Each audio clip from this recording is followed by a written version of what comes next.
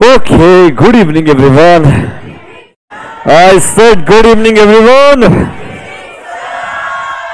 Very good. In your modules, come to page number 10.21. Today we will have a great discussion on advances. पूरा major discussion advances के around रहेगा and mostly it's going to be around prudential norms given by RBI. In your modules, come to page number 10.21.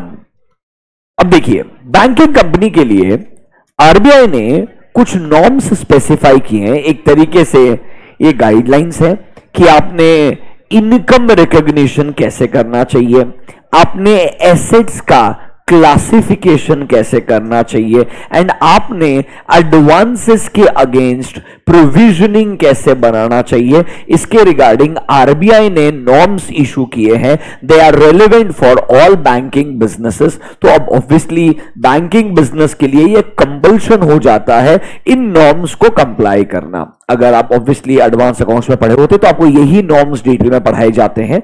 वही चीज जब हम audit में पहले banking business के पॉइंट ऑफ व्यू से पढ़ेंगे एंड बाद में hopefully from tomorrow we will start the audit part. आज प्योरली अज्यूम कीजिएगा एक बैंकिंग बिजनेस में आरबीआई के नॉर्म्स क्या क्या है, क्या क्या रेलेवेंट बिजनेस रिक्वायरमेंट्स है, वो पढ़ाया जाएगा. And once this part is done from tomorrow will start the actual audit, जहां पे audit of advances, audit of income and audit of expenses आएगा. ऑडिट वाला पार्ट बहुत लिमिटेड है, बहुत इजीली कवर होगा. ये वाला पार्ट जो आज का है वो थोड़ा सा इंपैक्टफुल है, थोड़ा समय स्पेंड करना पड़ेगा, थोड़ी चीजों को डिटेल में समझना पड़ेगा, क्योंकि उनपे वो लोग एडवांस अकाउंट्स में कभी कभी अच्छे क्वेश्चंस पूछते थे. शायद वो सिमिलर क्वेश्चंस यहां पे आ सकते हैं. That is why we need to be little bit more careful. चलिए will get started in your modules page number 10.21. अब आप देखेंगे एक क्लासिफिकेशन का आपके सामने प्रेजेंटेशन दिया है.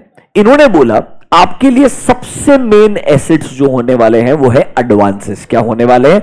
एडवांसेस. एडवांसेस को आप दो कैटेगरीज में डिवाइड कर सकते हो. देखिए, classification of advances as per prudential norms given by RBI. For a banking business you can classify your advances either as standard loans और एज एनपीए लोन्स. तो पहले तो क्वेश्चन ये आएगा एनपीए क्या होता है. अगर एनपीए का मीनिंग समझेगा तो हमें पता चल जाएगा कि भाई एनपीए में कब एक एडवांस को क्लासिफाई करना है. ऑब्वियसली बाकी सारे एडवांसेस बाय डिफॉल्ट कहां पर आएंगे? स्टैंडर्ड लोन्स के अंदर ही आने वाले हैं. But before we go to NPA एक चीज नोटिस कीजिएगा, स्टैंडर्ड लोन में भी दो कैटेगरी है. Can you see word standard regular and there is something called as SMA, that is special mention accounts. Basically क्या है, अगर आप एनपीए का डेफिनेशन पढ़ेंगे मेरे साथ में, वहां पर ऑलमोस्ट हर जगह पे 90 डेज का क्राइटेरिया है. कितने दिन का क्राइटेरिया है? वो क्या बोलता है, अगर आपने कोई पैसा दिया ड्यू डेट से लेकर के, मतलब ड्यू डेट के बाद में नेक्स्ट डे से वो कहलाएगा ओवर ड्यू है. नेक्स्ट डे से वो क्या कहलाएगा? ओवर ड्यू है. ड्यू डेट तक पैसा नॉर्मली आपको आ जाना चाहिए, चाहे वो ईएमआई के फॉर्म में रहेगा, सिर्फ प्रिंसिपल रीपेमेंट रहेगा या मे बी सिर्फ इंटरेस्ट पेमेंट रहेगा, डिपेंडिंग अपॉन कैसा आपने लोन दिया है, फर्क नहीं पड़ता है. नॉर्मली ड्यू डेट को पैसा आ जाना चाहिए. इसके बाद में वो क्या कहलाएगा? ओवर ड्यू कहलाएगा. इन्होंने बोला है from 0 to 90 days, from 0 to 90 days वो इसी कैटेगरी में आएगा, that is called as standard loans category. 90 days के बाद में वो यहां से शिफ्ट होकर कहां चले जाएगा? एनपीए में चले जाएगा. तो 0 से 90 डिग्री, अंडरस्टैंड, 0 से 90 डेज, मतलब डिग्री गलती से बोल दिया, 0 से 90 डेज तक वो कौन से कैटेगरी में रहेगा? स्टैंडर्ड लोन्स के कैटेगरी में रहेगा. 90 डेज के बाद में वो कहां शिफ्ट हो जाएगा? एनपीए. तो अगर आप नोटिस करेंगे 0 to 30, 30 to 60, 60 to 90, इसके भी इन्होंने तीन कैटेगरी बना दी है. मतलब नॉर्मली अगर ड्यू डेट तक रेगुलरली पैसा आ रहा है, स्टैंडर्ड रेगुलर में दिखते रहेगा. ड्यू डेट के बाद में पैसा ओवर ड्यू हो गया है, और ओवर ड्यू होने के बाद में कितना दिन हुआ है, if it is between 0 to 30 SMA 0 में आ जाएगा. It is between 30 to 60 can I से एसएमए 1 के अंदर आ जाएगा. फिर ऐसे 61 to 90 कहां चले जाएगा? एसएमए 2. इसके बाद में कहां शिफ्ट हो जाएगा? यहां से एनपीए के अंदर। अब एनपीए में भी तीन कैटेगरी आएगी, बेसिकली बकेट्स है। बेसिकली क्या है? बकेट्स है। आरबीआई बोलता है नॉर्मली ड्यू डेट तक रेगुलरली पैसा आना चाहिए, अगर आ रहा है वो स्टैंडर्ड रेगुलर एडवांसेस कहलाएंगे। क्या कहलाएंगे? Standard regular advances. उसके बाद में अगर ड्यू डेट आ गया फिर भी पैसा नहीं आया है, अगले दिन से वो ओवरड्यू कहलाएंगे, तो यहां से वो एसएमए में चले जाएंगे। कहां चले जाएंगे? Special mention accounts. When I से स्पेशल मेंशन, मतलब इनमें हम मेंशन करना चाहते हैं कि यहां पे ये रेगुलर सिचुएशन नहीं है, पैसा ओवरड्यू हो चुका है। क्या हो चुका है? ओवरड्यू। पर ओवरड्यू इतना भी नहीं हुआ कि एनपीए बना दें। ओवरड्यू होकर के वो अभी तक कौन से कैटेगरी में? 0 से 90 के अंदर ही है, इसीलिए वो स्टैंडर्ड से शिफ्ट हो जाएगा एसएमए के अंदर। 90 डेज के बाद कहां चले जाएगा? एनपीए के अंदर। क्या ना, इसी बकेट बाय बकेट क्लासिफिकेशन समझ में आया? अब यार एक्चुअली ये कोई मैन्युअली करता नहीं है, this is part of CBS. This is part of CBS. CBS में ऑटोमेटिकली ड्यू डेट फिक्स रहता है। ड्यू डेट को अगर पैसा नहीं आया तो 90 डेज तक पैसा रखेगा कहां पर? एसएमए के अंदर। उसके बाद ऑटोमेटिकली पैसा कहां शिफ्ट कर देगा? एनपीए के अंदर शिफ्ट कर देगा। पैसा शिफ्ट कर देगा मतलब अमाउंट शिफ्ट कर देगा for the purpose of reporting. For the purpose of reporting. Now this is normally integrated inside our core banking solution. हमें देखना है सिस्टम बराबर से काम करता है क्या, क्या कंपनी का मैनेजमेंट इसके रिगार्डिंग सही अकाउंटिंग डिसीजन लेता है क्या, ये हमें चेक करना होगा। ऑब्वियसली ऑडिटिंग वाला पार्ट बहुत लिमिटेड है आपके सिलेबस में। पहले वो प्योरली एक बैंकिंग बिजनेस काम कैसे करता है वही समझाने का ट्राई कर रहा है। तो एक काम कीजिए, मेरे साथ में एनपीए का डेफिनेशन पढ़िए, फिर आपको एक क्लासिफिकेशन और बेहतर वापस से समझ में आएगा। क्योंकि एनपीए में वो 90 डेज का क्राइटेरिया है, इसीलिए वो 0 से 90 में कहां पर है? स्टैंडर्ड लोन्स में है। एंड 90 के बाद कहां चले जा रहा है? एनपीए में जा रहा है। एनपीए के अंदर भी कुछ कैटेगरीज आएगी, आपको इंडिविजुअली पढ़ाएंगे, don't worry. Can we get started? सबसे पहले मेरे हिसाब से जो इंपॉर्टेंट कॉन्सेप्ट है एट अ इंटरमीडिएट लेवल, जो एक्चुअली में अकाउंट्स में बहुत कॉमनली पूछा जाता था, that is called as meaning of non performing asset. आइए, एनपीए क्या होता है? वापस से हम किसके अराउंड डिस्कशन कर रहे हैं? एडवांसेस। आज का पूरा डिस्कशन किसके अराउंड है? एडवांसेस। एडवांसेस बैंक के लिए एसेट है या लायबिलिटी है बच्चों? बैंक के लिए एडवांसेस एसेट्स है, लायबिलिटी है? एसेट्स है। Remember, it's the asset for a bank. और सिर्फ एडवांसेस अगर आप मुझे पूछेंगे, उनके बैलेंस शीट में एसेट साइड का सबसे मेजर अमाउंट वहीं पर रहने वाला है। उसके बारे में ही आज का हमारा मेजर डिस्कशन होगा। तो मान लीजिए आपने किसी को लोन दिया होगा, सीसी फैसिलिटी दिया होगा, ओडी फैसिलिटी दिया होगा, बिल्स परचेस करके डिस्काउंट कर दिया होगा, ये सब कुछ आपके कौन से कैटेगरी में आएंगे? एडवांसेस के कैटेगरी में आएंगे। यहां पर आपको एक डेफिनेशन पता होना चाहिए। The definition is called as NPA, non performing asset. मतलब मैंने लोन दिया, लोन देने के बाद में मुझे प्रिंसिपल एंड इंटरेस्ट का रेगुलरली पेमेंट आना चाहिए। अगर मैं बोलता हूं ड्यू डेट के बाद में इट्स बीन 90 डेज, 90 डेज से ज्यादा हो चुके हैं, तो मैं नॉर्मली इन एसेट को क्लासिफाई कर दूंगा as a non performing asset. इसमें बस एक ही प्रॉब्लमेटिक एरिया आएगा, आपको बताऊंगा। देखो, an asset becomes NPA when it, mark the word, ceases to generate income. मतलब क्या ना, इसे बैंक ने लोन तो दे दिया, अब बैंक को क्या नहीं आ रहा है? रिटर्न नहीं आ रहा है। तो normally NPA is a loan और एन एडवांस, जहां पर या तो इंटरेस्ट का पैसा या इंटरेस्ट एंड इंस्टॉलमेंट दोनों, या सिर्फ प्रिंसिपल होगा। डिपेंड करता है ना, अलग अलग टाइप के लोन होते हैं जिसमें बोलेगा कि भाई principal repayment will start after 3 years. अभी तेरे को मंथली क्या देना है? इंटरेस्ट देने का है, तो सिर्फ तेरे को इंटरेस्ट का रीपेमेंट नहीं आया होगा। या लेट्स से होम लोन्स वगैरह रहते हैं जहां पे आपका ईएमआई रहता है, ईएमआई में आपका इंटरेस्ट भी रहता है, प्रिंसिपल भी रहता है। मालूम है ना आपको ये चीज? आपके होम लोन वगैरह के ईएमआई के अंदर नॉर्मली इंटरेस्ट भी रहता है, प्रिंसिपल भी रहता है। तो हो सकता है दोनों का रीपेमेंट नहीं आ रहा होगा, या तो इंटरेस्ट का पैसा नहीं आ रहा है, या प्रिंसिपल का पैसा नहीं आ रहा है, या दोनों पैसा नहीं आ रहा है। And can you see the amount is over due for a period of more than 9। मतलब 0 से 90 तक एनपीए नहीं बनेगा, 90 डेज के बाद में क्या बन जाएगा? एनपीए बन जाएगा। इस point number 1 clear to you?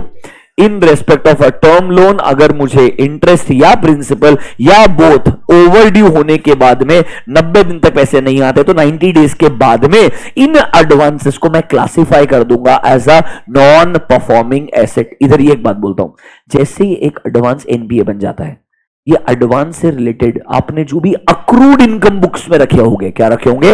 Accrued income, क्योंकि आपको लगा था पैसा आते जाएगा तो अब इनकम रिकॉग्नाइज करते जाएंगे। वो सारा अक्रूड इनकम जो अभी तक रिसीव नहीं हुआ है, क्या वो रिवर्स करना पड़ेगा? हाँ, अभी तक का 90 डेज का पूरा अक्रूड इनकम रिवर्स करना पड़ेगा। एंड 90 डेज के बाद जैसे एनपीए बन गया है, अब तो कैश बेसिस ऑफ अकाउंटिंग होगा। क्या होगा?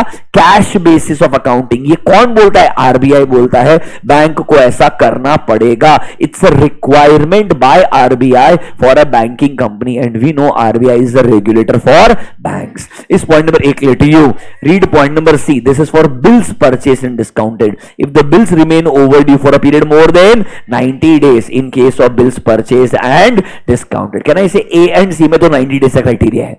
more than 90 days the asset will be classified as NPA। कोई प्रॉब्लम नहीं आना चाहिए, ना तो टर्म लोन्स में प्रॉब्लम आएगा, ना कहां पर आएगा? Bills purchase and discounted. अब डेंजरस चीज है इन केस ऑफ ओडी और सीसी फैसिलिटी। देखो पॉइंट नंबर बी में क्या बोलता है? The account remains, mark the word out of order. Out of order को स्टार मार्क कर लो। मैं आपको बोला था कल, इस चैप्टर में हम लिखेंगे नहीं, इंपॉर्टेंट चीजों को ढूंढते जाएंगे, डिस्कस करने पे समय इन्वेस्ट करेंगे। तुमने हाँ बोला था, मतलब नहीं लिखेंगे चलेगा, बट आप इंपॉर्टेंट चीजें मार्क करेंगे। आउट ऑफ ऑर्डर को मार्क कीजिएगा। एग्जाम में इस पे स्पेसिफिक क्वेश्चन आ सकता है कि उन्होंने बोला ना आउट ऑफ ऑर्डर होने के बाद एनपीए बना दो, तो आउट ऑफ ऑर्डर कब होता है? ये आउट ऑफ ऑर्डर भी डिफाइंड है, नीचे आइए, can you see word out of order, इसे मार्क कीजिए, इंपॉर्टेंट। अच्छा क्वेश्चन 3 मार्क के लिए, एमसीक्यू के लिए आ सकता है। A good MCQ can also come. करें डिस्कस, एक बार ट्राई करना चाहोगे खुद से? स्पेंड करो 2 मिनट, पढ़ के देखो आउट ऑफ ऑर्डर खुद से। एक नीचे क्वेश्चन भी दिया है, ये सेम अकाउंट्स के क्वेश्चन है यार।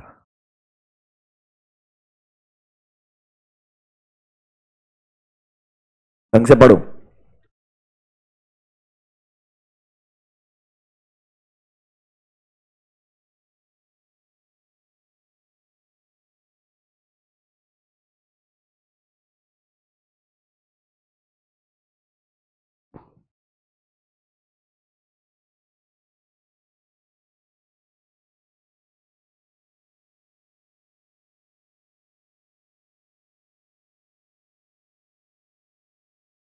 कौन sir?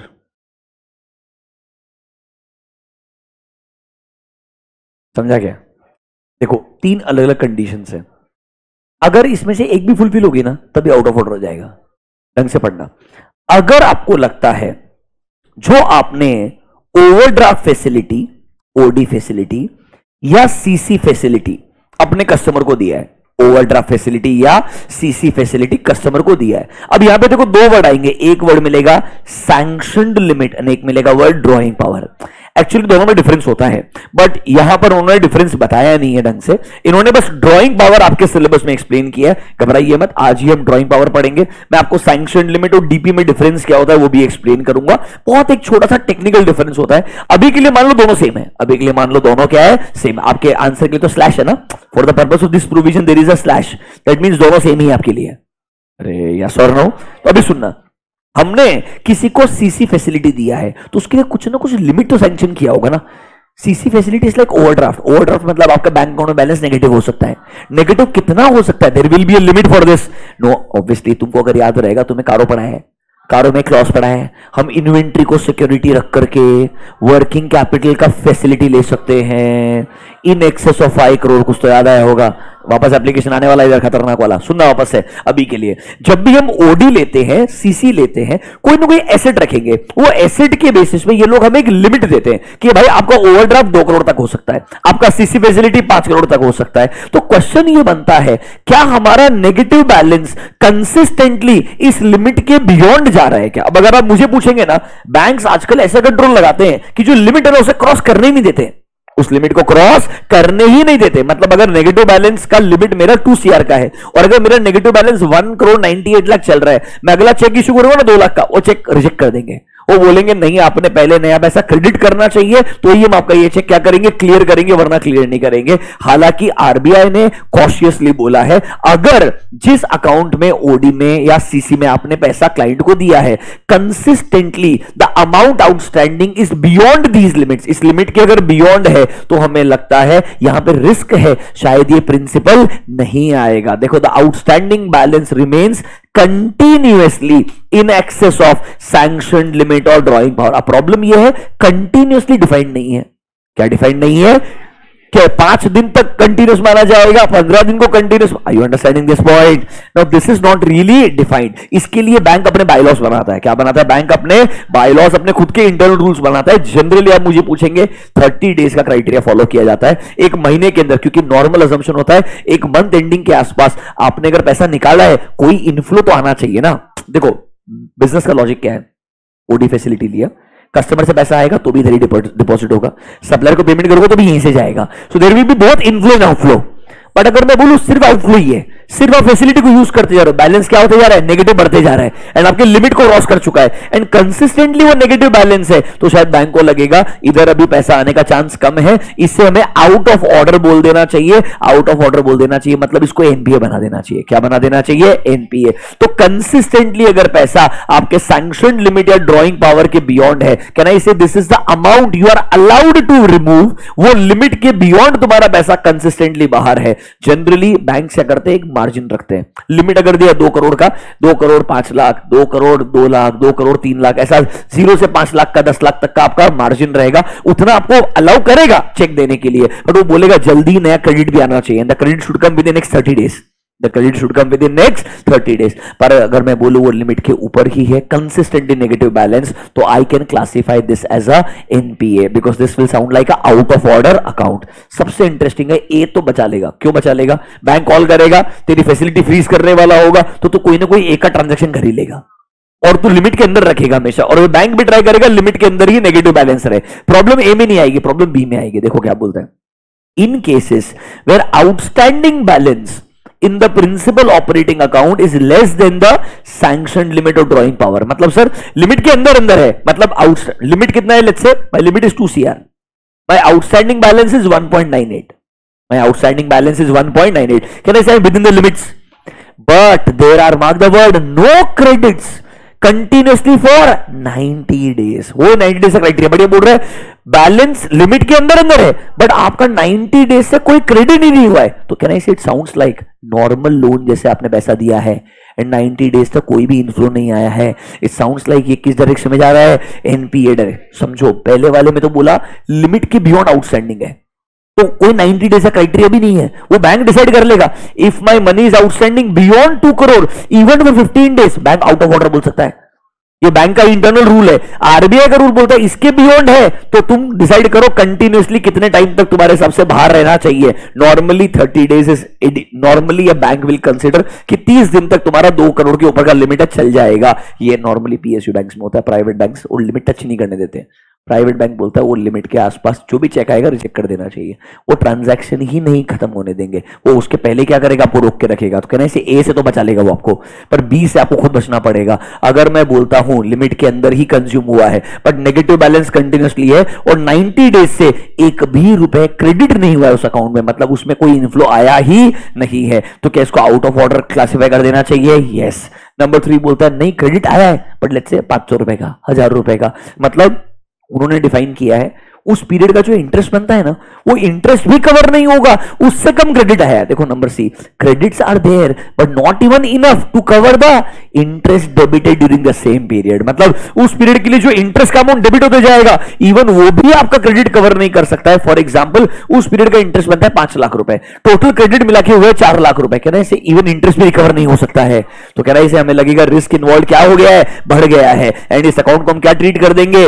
Out of order account treat कर देंगे। सुनिए, आउट ऑफ ऑर्डर के लिए 3 क्राइटेरिया है, या तो आपका आउटस्टैंडिंग बैलेंस लिमिट के कंसिस्टेंटली ऊपर है, तो कंटिन्यूसली ऊपर है तो सर बैंक डिसाइड कर लेगा आउट ऑफ ऑर्डर है, या सर लिमिट के अंदर है बट लास्ट 90 डेज से कोई पैसा क्रेडिट ही नहीं हुआ उस अकाउंट के अंदर, तो हमें इधर क्या लग रहा है? इससे पैसा निकाला जा रहा है और नेगेटिव बैलेंस इकट्ठा होते जा रहा है लिमिट के अंदर बट वो क्रेडिट ही नहीं आ रहा है, there is no credit for last 90 days, that means there is a risk शायद कोई पैसा क्रेडिट होकर आएगा ही नहीं, तो कहना इसे इस अकाउंट को क्लासिफाई कर देना चाहिए as a out of order account. तीसरा बोलता है चलो क्रेडिट हुआ है पर जो पैसा क्रेडिट हुआ है वो उस पीरियड का इंटरेस्ट भी कवर नहीं कर सकता है, तो बैंक के जैसे सोचो ना, मैंने आपको लिमिट दे दिया, मानता हूं ये लिमिट देने से पहले एसेट देखे होंगे, लिमिट देने से पहले क्या देखे होंगे, एसेट देखे होंगे, पर ये पैसा आउटस्टैंडिंग भी तो है ना, तो कहना इसे इसको एनपीए तो क्लासिफाई करना पड़ेगा। क्यों? क्योंकि इस पे रिटर्न आना बंद हो चुका है। It looks like this asset is not performing. Okay, example पढ़ो नीचे एक, ये क्वेश्चन है, ऐसे आएगा। ए लिमिटेड एडवांस अकाउंट्स में आया था, सीसी फैसिलिटी सैंक्शन करके दिया, कितने का? 50 लाख का। एज पर स्टॉक स्टेटमेंट दिख रहा है क्या? मतलब इन्वेंट्री को सिक्योरिटी रखा एंड सीसी लिमिट कितना दिया? 50 लाख का for the last quarter. Bank has calculated the DP, कितना ड्राइंग पावर कितना है? 42 लाख। सैंक्शन लिमिट कितना दिया? 50 लाख। Drawing power 42 lakh. देखो कब अकाउंट को आउट ऑफ ऑर्डर ट्रीट करना है? If the outstanding balance remains consistently in excess of 50 और 42 whatsoever the case may be. Can I say point number A repeat करा same? Number B, the outstanding balance in the account is less than 42, मतलब limit के अंदर है, but there are no credits for more than 90 days, मतलब 90 days तक अगर नहीं आए उसके बियॉन्ड अगले दिन उसको क्लासिफाई कर देना एज अ एनपीए। तीसरा वाला, देयर आर क्रेडिट्स, कितने अमाउंट का? 2 लाख रुपए का, but they are not even enough to cover the interest. Can you see the interest for that period is 5 lakh rupees. वो एग्जाम्पल से एक्सप्लेन कर रहा है। ऐसे सिचुएशन में आपका सिस्टम इतना स्ट्रांग होना चाहिए, उसने ऑटोमेटिकली ऐसे अकाउंट को फ्लैग करना चाहिए। क्या करना चाहिए? फ्लैग, और फ्लैग करके उसे out of order account treat कर देना चाहिए, मतलब अकाउंट फ्री हो जाना चाहिए। अकाउंट क्या हो जाना चाहिए? Okay,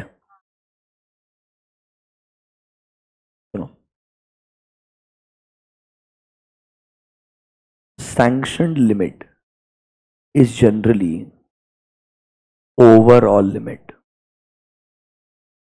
Drawing power is specific to asset. सुनना तो मैं एक्सप्लेन करूंगा। कल भी बताया था, मैं मेरे बिजनेस का प्रपोजल लेके बैंक के पास जाता हूं। बैंक को बोलता हूं भाई देख मेरा ये बैलेंस शीट है लास्ट 3 साल का, ऑडिटेड फाइनेंशियल स्टेटमेंट्स है, मेरे को ओवरऑल कितना अलग अलग टाइप का बोरोइंग मिला के तू दे सकता है। सीसी के लिए कुछ देगा, लॉन्ग टर्म लोन के लिए कुछ देगा, अदर शॉर्ट टर्म लोन के लिए कुछ देगा। तू मेरे एसेट्स और बैलेंस शीट को इवैल्यूएट करके एक ओवरऑल लिमिट सैंक्शन कर दे। क्या कर दे? एक ओवरऑल लिमिट सैंक्शन कर दे। लेट्स से उसने मुझे ओवरऑल लिमिट 100 करोड़ की सैंक्शन कर दी।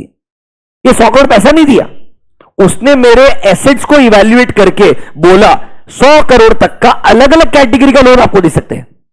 100 करोड़ रुपए तक का अलग अलग कैटेगरी का लोन हम आपको दे सकते हैं। इसके लिए वो मेरी इमूवेबल प्रॉपर्टीज की वैल्यूएशन करवाएगा, मेरे बैलेंस शीट के अंदर कंसिस्टेंटली पैसा कितना आता है उसका इवैल्यूएशन करवाएगा, ऑडिटेड फाइनेंशियल स्टेटमेंट्स पूरे चेक करेगा, सब कुछ देख के वो मेरे को एक ओवरऑल बोलेगा हमको लगता है looking at your business and your assets, हम आपको ओवरऑल अलग अलग फॉर्म में 100 करोड़ तक का क्रेडिट फैसिलिटी दे पाएंगे। हम अभी दे नहीं रहे, ये हम बोल रहे हैं up to 100 CR we are comfortable. अब मैंने बोला मुझे 10 करोड़ रुपए का ओडी फैसिलिटी चाहिए। क्या चाहिए? ओडी फैसिलिटी, मतलब कह रहा है इसे एक बैंक अकाउंट चाहिए जिसमें पैसा नेगेटिव में जा सकता है, जिसमें पैसा क्या जा सकता है? नेगेटिव में। Up to how much? 10 CR। उसने बोला 10 करोड़ का चाहिए आपको, रुक जाओ। उसके अगेंस्ट में प्राइमरी सिक्योरिटी क्या दोगे? ये तो आपका जो इमूवेबल प्रॉपर्टी है वो कोलेटरल रहेगा। कल पढ़ाया था, वो पूछेगा 10 करोड़ का ओडी फैसिलिटी चाहिए, उसके अगेंस्ट प्राइमरी सिक्योरिटी क्या होगा? तो मेरे को प्राइमरी सिक्योरिटी पहले पता करना पड़ेगा, क्योंकि मुझे क्या कैलकुलेट करना पड़ेगा? Drawing power. सर डीपी कैसे कैलकुलेट करते हैं? आओ आपके मॉड्यूल के अंदर एक एग्जांपल लिख के दिया है। Come to page number 10.27। आज का डिस्कशन बहुत बढ़िया है, बहुत इंटरकनेक्टेड है। अगर आप पेशेंस रखोगे, सुनोगे, सब समझ में आएगा और एग्जाम में आप आराम से लिख पाओगे, घबराने का कोई जरूरत नहीं है। Come to a box. This is a calculation of drawing power. This is a calculation of drawing power. Generally ये हम कैलकुलेट करते हैं for CC and OD. किसके लिए कैलकुलेट करते हैं? CC and OD. देखो क्या बोलते हैं आपके बुक्स में, करंट एसेट्स में 2 चीजें हैं। क्या क्या? Stocks, debtors. ऐसा कुछ सब आपको चैप्टर 5 में बताया था मैंने, आपको पढ़ते पढ़ते अपने बाद आएगा। चैप्टर 5 कारों में सब बताया हुआ है। देखो मेरे बुक्स में स्टॉक का वैल्यू कितना है? 1000 करोड़ रुपए। बुक्स में एसेट का इन्वेंट्री का वैल्यू कितना है? 1000 crore. Inventory is 1000 crore. See वो माइनस क्या कर रहा है? Unpaid stocks. मतलब सुनो 1000 करोड़ का इन्वेंट्री पड़ा है, बट इसके अगेंस्ट में हो सकता है क्रेडिट परचेजेस होंगे। मैं बोला था क्रेडिट परचेजेस में पहला हक बैंक का नहीं आएगा, जिसने बेचा उसका आएगा। तो क्रेडिट जो क्रेडिटर्स का पैसा पेंडिंग पड़ा है वो 300 करोड़ माइनस कर दो। फिर मान लो कुछ पैसा हम कुछ गुड्स इंपोर्ट किए होंगे। क्या किए होंगे? इंपोर्ट। अब इंपोर्ट के अगेंस्ट बैंक गारंटी दिया होगा, इंपोर्ट के अगेंस्ट क्या दिया होगा? बैंक गारंटी, कि जब हमें गुड्स रिसीव हो जाएगा हमारे इन्वेंट्री में आने के बाद आफ्टर 30 डेज हम पेमेंट कर देंगे, पेमेंट टर्म्स होंगे, तो उनके अगेंस्ट हमने क्या दिए होंगे? एलसीज और बैंक गारंटीज दिए होंगे। वो क्या करने पड़ेंगे? माइनस, क्योंकि वो भी अभी तक अनपेड स्टॉक है। अरे वो भी अभी तक क्या है? अनपेड। तो कहना इसे ये दोनों मिला के हमारे अनपेड स्टॉक निकल जाएंगे। तो कहना इसे एक्चुअली में 1000 करोड़ में से 400 करोड़ का ही पेमेंट किया है। तो दिखने के लिए 1000 करोड़ का इन्वेंट्री है, उसमें से पेड इन्वेंट्री कितना है? 400। आपको फैक्ट बता रहा हूं, जितने भी स्मॉल बिजनेस होते हैं, जितने भी स्मॉल बिजनेसेस, उनकी बैलेंस शीट में अगर रिजर्व्स में कुछ नहीं है तो कुछ नहीं है। मतलब आई मे हैव 100 करोड़ का सीसी फैसिलिटी, इन्वेंट्री 120 करोड़ रुपए, मतलब paid inventory 20। You understanding my point? उसके अलावा बैलेंस शीट खाली होगा, क्योंकि उसके अलावा हर जो एसेट है उसके अगेंस्ट बोरोइंग रहेगा। तो लिटरली ऑलमोस्ट छोटे बिजनेस ओवर लेवरेजिंग करके चलते हैं। तो उनकी बैलेंस शीट में अगर आप देखेंगे ना, इस बिजनेस को मुझे खरीदना है, क्या मुझे पे करना चाहिए, बैलेंस शीट में कुछ नहीं रहेगा। लोग पता है एक यूजलेस वैल्यूएशन लगाते हैं, कोई वैल्यूएशन करने के लिए हायर करने की जरूरत नहीं आदमी को। कन्वेंशनल बिजनेस में बोलते हैं जो तेरा प्रॉफिट है उसका 5 गुना पैसा ले और खत्म कर। Assuming the same business will continue for at least 5 years. If you make yearly net profits of 2 CR after your interest, 10 crore is the value. That's it. No DCA valuation, nothing. क्यों? Logically नहीं, तुम्हारा asset तुम्हारा own ही नहीं है, तुम क्या valuation करोगे? तुम्हारे पास एक ही पॉजिटिव चीज है, क्या? नेट प्रॉफिट तुम एनुअली अर्न कर रहे हो, इसके अलावा रिजर्व खाली पड़ा है, सारा एसेट के अगेंस्ट बोरोइंग है। तो बैलेंस शीट में है क्या तुम्हारा? पेड अप शेयर कैपिटल चिल्लर अमाउंट रहता है। Did you understand? तो एक रिच बिजनेस कब होगा? जब उसके रिजर्व्स में पैसा हटाएगा। Where the money is accumulated, where in the reserves. If there is no money there, trust me, it's just a leveraged business. उनका कोई वैल्यूएशन नहीं होता है। I hope you're understanding this because it's like a bet. 10 साल 15 साल में क्या हो जाएगा? Very tough. वो 5 साल का थंब रूल होता है, कोई लॉजिक नहीं है उसका। जनरल लोग ऐसा बोलते हैं कि 5 साल धंधा चल जाएगा, 2 करोड़ तो एवरेज कमा लेगा, उसका प्रेजेंट वैल्यू निकाल ले, उतना पैसा दे दे, खत्म बात। ओके, वापस आ जाओ। स्टॉक्स 1000 करोड़, अनपेड माइनस किया, पेड स्टॉक कितना बचा? 400। सुनो ढंग से, आगे देखो क्या कर रहा है, मार्जिन क्या माइनस कर रहा है? Can you see this margin of 25%, this margin is safety for bank, this margin is, तुम बोल रहे हो 1000 करोड़ का वैल्यू स्टॉक का, जब बेचने के लिए जाएंगे मार्केट में, सुनो, बेचने के लिए कब जाएंगे? जब तुम्हारा हालत खराब हो चुका होगा। जब तुम्हारा हालत खराब हो चुका होगा तो तुम्हारे इन्वेंट्री का भी हालत खराब हो चुका होगा। कोई मेरे को फेयर प्राइस क्यों ही पे करेगा? तो ये बोलता है 25% माइनस कर दो। माइनस मार्जिन 25% से भी ज्यादा होता है depending upon business to business. तो कहना इसे 1000 करोड़ के एसेट के अगेंस्ट में उसे लगता है तुम्हारा ड्रॉइंग पावर 300 रुपए है, 300 करोड़ रुपए, मतलब against 1000 I can draw how much money? Only 300, क्योंकि उसे लगता है ऊपर वाला अनपेड है, उस पर तो हमारा कंट्रोल आ ही नहीं सकता है। फिर जो मार्जिन है वो माइनस करना पड़ेगा क्योंकि उतना रिस्क इन्वॉल्व रहेगा। मतलब ड्रॉइंग पावर एक स्पेसिफिक एसेट पे निकाला जाता है। ड्रॉइंग पावर किस पे निकाला जाता है? स्पेसिफिक एसेट पे। नीचे आओ, can you see debtors, total debtors कितने दिख रहे हैं आपके? 1000। Can you see what ineligible debtors? Ineligible is not bad debts, is your ageing analysis. Ageing analysis telling me, bank ने बोला, एचडीएफसी बैंक बोलता है, any amount from debtor that is outstanding for more than 60 days, due date के बाद में 60 दिन हो गया, पैसा नहीं आया है, मेरे को वो डेटर एज ए एसेट ही नहीं चाहिए।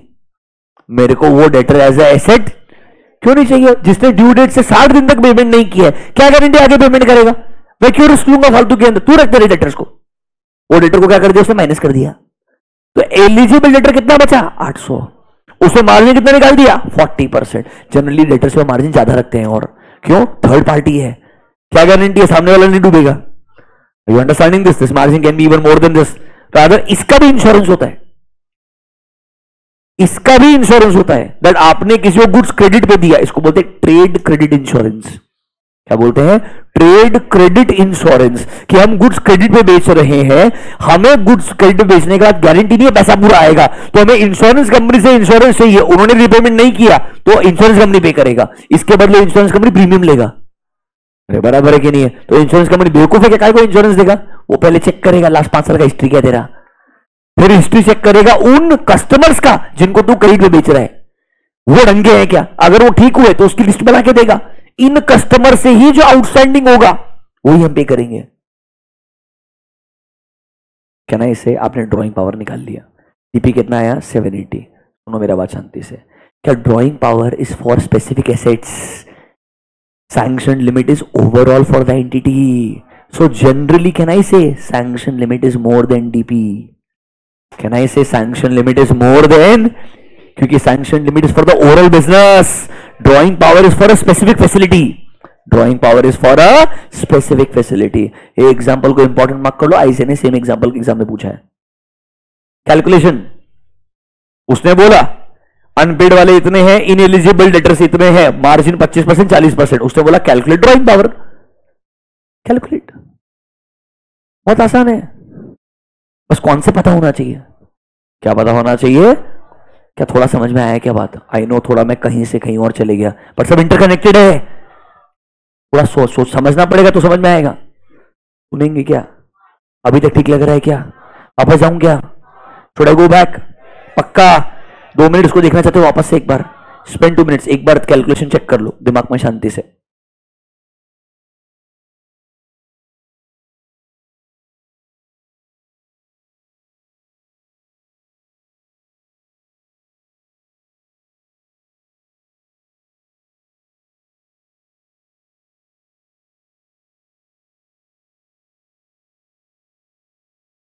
क्या बेटा, मार्जिन इज प्योरली बिजनेस में रिस्क कितना है उसके हिसाब से, and normally bank to bank ये रूल वेरी करता है। सिंपल है, जैसे एचडीएफसी बैंक वगैरह रहेंगे और थर्ड पार्टी से पैसा रिसीवेबल है, मार्जिन 40% 50% रखते हैं वो लोग, क्योंकि उन्हें लगता है थर्ड पार्टी में 50% प्रोबेबिलिटी है वो फेल होंगे, पैसा पे नहीं करेंगे। इन्वेंट्री के केस में 20 से 25% एवरेज मार्जिन रखा जाता है, because fair value and market value can actually have a range of 0 to 10 और 0 to 20 depending upon industry again, but it is not going to be always same. It is just a illustration. पक्का समझा? Can I go to out of order now? चल वापस आ जाओ। अब वो question ढंग से पढ़ना, आउट ऑफ ऑर्डर के नीचे वाला वापस से। उस क्वेश्चन में देखो क्या बोल रहे हैं, आपका ओवरऑल सैंक्शनड लिमिट कितना है? 50 लाख। दिख रहा है क्या? But as per stock statement आपका ड्रॉइंग पावर कितना कैलकुलेट हुआ है? 42। बोला था ना drawing power is for a specific asset. Drawing power is for a specific asset, sanction limit is general for the entire organisation. तो इसीलिए generally sanction limit is more than drawing power. Generally sanction limit is more than drawing. Can they be equal also? Yes, हो सकता है total asset जो है वो सबका सब रख दिया होगा बोरो करने के लिए, तो उस केस में drawing power sanction limit same हो जाएगा। मान लो आपके बुक्स पीपी कुछ है ही नहीं, इमूवेबल प्रॉपर्टी कुछ है ही नहीं, करंट एसेट्स के नाम पे 2 ही चीज है, कौन कौन सा? Inventory and debtor. तो ड्रॉइंग पावर भी सेम रहेगा, सैंक्शन लिमिट भी सेम रहेगा। आपको ये आना नहीं चाहिए, नॉलेज के लिए बता रहा हूं। तुम्हें एक ही चीज आना चाहिए, डीपी ड्रॉइंग पावर क्या होता है। Sanction limit is not part of the syllabus, don't worry, okay, but I still told you. आगे बढ़े क्या? क्या आपको आउट ऑफ ऑर्डर समझ में आया क्या? वापस से, आउट ऑफ ऑर्डर कब होगा? जब एक ओडी या सीसी में पैसा दिया हुआ है, हमें लगता है जो आपका सैंक्शन लिमिट ड्रॉइंग पावर है, consistently outstanding money is beyond that. If it is consistently negative, आपको सर इसको आउट ऑफ ऑर्डर बोल देना चाहिए, या सर लिमिट के अंदर ही आउटस्टैंडिंग है, बट सर लास्ट 90 डेज से कंटिन्यूअसली कोई क्रेडिट ही नहीं आया है, तो डर लग रहा है सर ये पैसा जो है ना आएगा ही नहीं, ये पैसा जो है वो आएगा ही नहीं, इसको एनपीए क्लासिफाई कर दो, आउट ऑफ ऑर्डर क्लासिफाई कर दो। तीसरा पॉइंट क्या बोलता है? सर अगर पैसा आया है but the credit is not sufficient to even cover the interest, उस पीरियड का इंटरेस्ट 5 लाख बनता है और इतना क्रेडिट भी नहीं है कि इंटरेस्ट कवर हो पाए, तो डर क्या है? शायद ये पैसा वापस रिकवर नहीं होगा, तो इसे स्टैंडर्ड रेगुलर से उठा के कहां डालना पड़ेगा? स्पेशल मेंशन उठा के कहां डालना पड़ेगा? एनपीए में डालना पड़ेगा। ऑनेस्टली मैं बहुत ज्यादा पढ़ा रहा हूं, आपको बेसिक डेफिनेशन आना चाहिए, आउट ऑफ ऑर्डर के 3 कंडीशन आनी चाहिए, कोई डीपी सैंक्शन लिमिट का डिफरेंस पूछने वाला नहीं है, कोई आउट ऑफ ऑर्डर का इससे रिलेशनशिप पूछने वाला नहीं है, मुझे पता है वो चीज, वो या तो आउट ऑफ ऑर्डर पे जनरल क्वेश्चन पूछेगा या एनपीए पे क्वेश्चन पूछेगा, इतना लिंकिंग वो नहीं करते हैं। ओके, उन्होंने अकाउंट्स में नहीं किया, ऑडिट तो छोड़ दो। ओके, थोड़ा समझ में आया क्या बात? पक्का? You have 2 minutes, I request everyone to read the definition of NPA. लिखवा नहीं रहा हूं वापस से, बट आई एम श्योर आप पढ़ के एक बार एटलीस्ट समझ सकते हैं। 90 days for term loans and for bills purchase, and for OD and OC there is no 90 days। वो आपको एमसीक्यू में पता क्या करेगा? OD OC के लिए 90 days बोलेगा। अरे वो क्या करेगा, जो आउट ऑफ ऑर्डर दिख रहा है ना, it is for overdraft and CC, इसमें 90 डेज नहीं है। वो जानबूझ के बोलेगा इधर 90 डेज, तो बोलना इधर 90 days is not the criteria, here out of order is the criteria. उसमें 3 क्राइटेरिया ऑलरेडी है। बच्चों समझना पड़ेगा यार, spending so much time, are you able to process it? You have to, there is no option. पक्का clear है? पढ़ लीजिए एक बार एनपीए का डेफिनेशन, आगे बढ़ते हैं।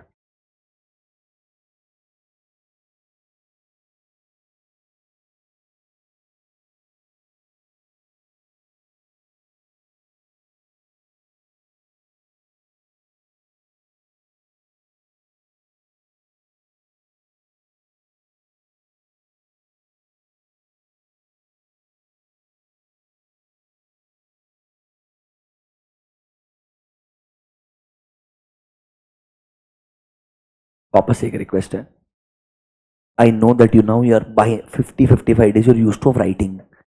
That's how you are awake. I don't have any option now. There are last 2 chapters. Morning वाले में फिर भी लिखवा सकता हूँ क्योंकि लैंग्वेज बहुत डेंजरस है, ये बहुत स्ट्रेट फॉरवर्ड है, वेटेज 5 मार्क का है, लिखते बैठेंगे 10 दिन भी खत्म नहीं होगा। तुम्हारा टाइम अभी ज्यादा वैल्यूएबल है, तो थोड़ा दिमाग को समझाओ कि कभी कभी सुनने की आदत डालनी पड़ती। ओके, चैट बॉक्स में अगर लिखा ना नींद आ रही है, मैं बोलूंगा प्लीज स्लीप। चलिए आगे बढ़ते हैं। Can you see a word out of order के बाद में नेक्स्ट ओवरड्यू। क्या वर्ड है? ओवरड्यू। सिंपल मतलब है, तुमको भी साथ जाने का, जाओ सब में। Overdue, overdue is basic. हाँ बस, very nice, not interested. Overdue is basically due date के बाद में अगर अभी तक पैसा आपके पास नहीं आया है तो नॉर्मली उन अमाउंट्स को ओवरड्यू अमाउंट्स बोला जाता है। सिंपल सा बात है, any amount due to the bank under any credit facility if it is not paid on the due date that is fixed by the bank, उसके बाद में अगले दिन से पैसा क्या कहलाएगा? ओवरड्यू कहलाएगा। नीचे एक बॉक्स दिया है, बहुत बढ़िया कॉन्सेप्ट है, बहुत मतलब बहुत बढ़िया। Majority people don't know this. HDFC bank, उसने आपको, वापस से डिस्क्लेमर, कोई उनसे रिलेशनशिप नहीं है ऐसी, ठीक है। एचडीएफसी बैंक, उन्होंने आपको 2 लोन दिए, एक दिया है होम लोन, एक दिया है कार लोन। क्या दिया है? होम लोन और दूसरा कार लोन। आप कार लोन का रीपेमेंट टाइम पे कर रहे हो, आपने होम लोन का ईएमआई देना बंद कर दिया है, तो आपका होम लोन एनपीए होगा या कार लोन भी एनपीए होगा? अरे सेम बैंक से आपने 2 लोन लिए, अरे बराबर है कि नहीं है लॉजिक? मैं 2 अलग अलग ईएमआई पे कर रहे हैं, मेरा कार लोन का, अरे दोनों का डेट भी अलग अलग रहेगा क्योंकि एक कभी और लिया होगा, एक कभी और लिया होगा। तो आप कार लोन का ईएमआई टाइम पे पेमेंट कर रहे हो, होम लोन का पेमेंट नहीं कर रहे हो टाइम पे। एंड याद है क्या, ईएमआई क्रॉस होते होते 90 डेज क्रॉस हो गया है। तो अब मुझे बताओ, सिर्फ आपका होम लोन एनपीए क्लासिफाई होगा या दोनों लोन एनपीए क्लासिफाई हो जाएंगे? आरबीआई बोलता है it is not facility wise, it is party wise. जिस कस्टमर को आपने ये दोनों अलग अलग फैसिलिटीज दी है, वो पूरा कस्टमर आपके एनपीए कैटेगरी में आ जाएगा। देखो, mister Raman has availed 2 loan facilities, a car loan as well as a housing loan. He is regular in depositing housing loan, इसने उल्टा किया है, but he has not deposited EMI for last 4 months for car loan. Hence, in this case, not only the car loan but also the housing loan would be treated as, mark the word, NPA. Although it is going good, but there are no irregularities because हमें लगता है ये borrower wise होगा ना कि facility wise। मतलब एक facility is not important क्योंकि बैंक सही सोच रहा है। क्यों? जब ये इंसान ने कार लोन देना बंद कर दिया है या होम लोन जो भी है, एक देना बंद कर दिया है, क्या गारंटी दूसरा वाला सिंसिटी पे करते रहेगा आने वाले टाइम तक? वेरी हाई चांस है उधर भी डिफॉल्ट करेगा कभी ना कभी। तो आप उसके डिफॉल्ट होने का वेट क्यों कर रहे हो? आरबीआई बोलते हैं अरे उसके डिफॉल्ट करने का वेट नहीं करना चाहिए, स्ट्रेस अकाउंट हो गया। स्ट्रेस अकाउंट मतलब इधर चांस है ये डूबेगा, अरे बराबर है ना? तो प्रिकॉशनरी एक्शन लेना चाहिए ना। जब आपको मालूम है कि 2 में से एक में वो डिफॉल्ट कर चुका है, कंसिस्टेंटली एनपीए हो चुका है, तो दूसरा वाला भी एनपीए हो सकता है। अच्छा एग्जांपल है, मार्क कर लेना इंपॉर्टेंट। ऐसी चीजों को उठा के एमसीक्यू बना सकता है। बैंक ऑडिट में पूछने के लिए 1000 चीजें हैं, वही बोल रहा हूं आपको मैं।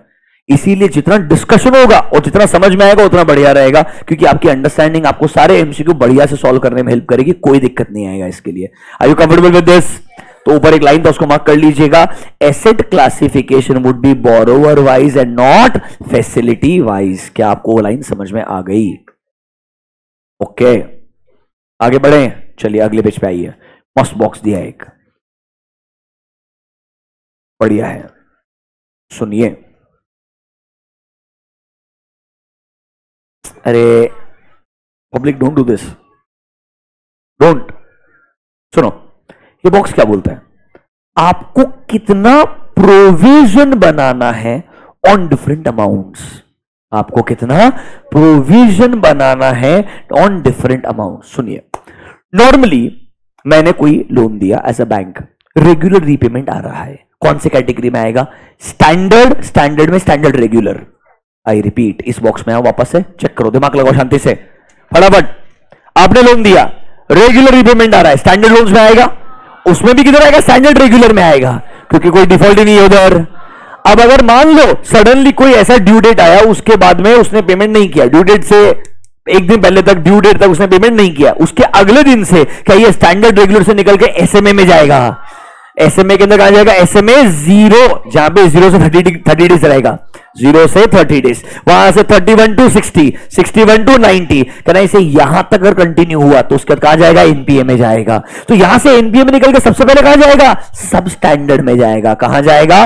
सब स्टैंडर्ड में। एंड 12 महीने तक यहीं पड़ा रहेगा सब स्टैंडर्ड में। 12 मंथ्स तक कहां रहेगा? सब स्टैंडर्ड में। 12 महीने तक सब स्टैंडर्ड में पड़ा है, अभी तक पेमेंट नहीं आ रहा है, तो सब स्टैंडर्ड से निकल के चले जाएगा डाउटफुल में। फिर कहां चले जाएगा? डाउटफुल। डाउटफुल के अंदर D1, D2, D3 ऐसी कैटेगरी बनाई है, और फिर सबसे लास्ट में चले जाएगा लॉस में। If you really ask me, doubtful के बाद खत्म हो जाता काम, क्योंकि डाउटफुल में आप 100% प्रोविजन बनाना शुरू कर दोगे। D3 तक आते आते you will make 100% provision. Income तो रिवर्स कर चुके हो, प्रिंसिपल का भी प्रोविजन बना चुके हो, और 100% प्रोविजन बना लिया, मतलब एक तरीके से लिटरली आप अज्यूम कर रहे हो कुछ नहीं आने वाला है। हाँ, बैंक छोड़ता नहीं आपको, बट बैंक अज्यूम करेगा अकाउंटिंग पर्पस के लिए कि कुछ नहीं आएगा, बट बैंक आपके पीछे पड़ा रहेगा, वो हर तरीके से ट्राई करेगा रिकवरी करने का, रादर वो रिकवरी एजेंट्स को भेजेगा। यही बैंक करता था और वो गुंडागर्दी शुरू होती थी। यही फाइनेंस मिनिस्टर ने बोला ऐसा मत करो। फाइनेंस मिनिस्टर ने यही रोकने का ट्राई किया कि banks when they are trying to sell NPA, you can sell NPA. मैंने एनपीए बेच दिया एक भाव के अंदर, मेरे बुक्स में एनपीए की वैल्यू खत्म हो गई है, इसमें बहुत ज्यादा कैश का घोटाला होता है। सुनो, मेरे बुक्स में एनपीए का वैल्यू खत्म होते जाएगा डे बाय डे, क्योंकि मेरे को पैसा रिकवर होने का चांस ही नहीं लग रहा है। लेट्स से 5-10 हजार करोड़ के एनपीएस मैंने बेच दिया 200 करोड़ के अंदर। सामने वाले के पास में एक ऐसा एसेट है जिससे रिकवर करे तो 5,000 करोड़ मिल सकता है, पर बैंक को कितना रुपए दिया उसने? 200-300 करोड़ रुपए, क्योंकि बैंक बोलता है मेरे को तो वो भी नहीं मिलने वाला था, मैं तो 100% प्रोविजन बना के बैठा हूं, कुछ रिकवर होने वाला नहीं था, कुछ तो हुआ। अरे बराबर है कि नहीं? अब जिसने खरीदा, अगर उसने पता है कि मैंने वो एनपीएस खरीदे जिनसे पैसा रिकवर हो सकता है, तो बेसिकली मेरी बैंक में सेटिंग होनी चाहिए। I should know that in the bank कौन से ऐसे एनपीएस है जो रिकवर हो सकते हैं, इधर चांस है, मैंने वो एनपीए खरीदने चाहिए। इससे क्या होगा? आई रिकवर 70-80%, आई पे 20% टू द बैंक, इसका 50-60% खा जाऊंगा मैं। इसके ऊपर बिजनेसेस बन गए थे। One of the businesses Edelweiss, your Edelweiss has a separate entity now, Nuvama. Original Edelweiss had a business where they used to buy these NPAs indirectly and then they try to recover the entire amount of money. Rather, इसमें और बुरा, वो NPA की वजह से जिन businesses ने loan लिए वो बिजनेसेस अंडर स्ट्रेस होते हैं, क्योंकि मैंने 1,000 करोड़ का लोन लिया, मैं बैंक को रीपे नहीं कर पा रहा हूं। Bank technically controls my entire business, bank doesn't have time to run the business, bank sells it to Mr. A. Now Mr. A controls the business. So now Mr. A owns the business for peanuts. And then you do turnaround. इसको बोलते हैं ARC, Asset Reconstruction. क्या बोलते हैं? ARC business, asset reconstruction. ये आपने asset खरीदा है, उसको पूरा रीबिल्ड करेंगे एंड 100 का 1000 बनाएंगे, तब जाके 900 का मार्जिन मिलेगा। एडलवाइस ने यही किया, पर उसने जो धंधे खरीदे वो थोड़े पॉलिटिकली कनेक्टेड निकले। बाद में एडलवाइस को इतना तो है, Edelweiss once upon a time was supposed to be India's Goldman सैक्स। या Edelweiss stock used to trade at 350 rupees, Monish Pabrai was one of the investor. This was highly valued stock, Edelweiss. I'm talking about probably 5-6 years back. And then this ARC business started coming down because they started buying big. क्योंकि उन्हें थोड़ा सा खून की आदत लग गई थी. They bought 2-3, made lot of money. It's like getting used to the blood. That you can easily make money. You're understanding this? दूसरा धंधा करके तो बहुत मेहनत करनी पड़ती है. इस धंधे में तो मेहनत करने की जरूरत ही नहीं है. सही कॉन्टैक्ट चाहिए बस. सही कॉन्टैक्ट में उन्होंने इतना खरीदा कि पैसा अटक गया. एडलवाइस 350 से 35 रुपए पे आ गया. धंधा खत्म हो गया बेसिकली. बाद में धीरे धीरे रीबिल्ड किया. उनका एक ही बिजनेस बढ़िया था, वेल्थ मैनेजमेंट, उसे हटा दिया. नुवामा बन गया, सेपरेटली लिस्ट कर दिया. ओनर अभी भी राजेश शाही है. Who is the owner of Edelweiss. ऐसा क्यों किया? ताकि वो बिजनेस तो कम से कम बढ़िया वैल्यूएशन लेके आए. इसके साथ में उसका वैल्यूएशन भी खत्म हो गया था. कोई बात नहीं, हमें पढ़ना था out of order. I am done. I taught you over due. I taught you it is borrower wise, not facility wise. अब आइए बॉक्स के अंदर. ये बॉक्स में आपको अलग अलग कैटेगरी ऑफ लोन्स के लिए कितने प्रोविजन बनाने हैं.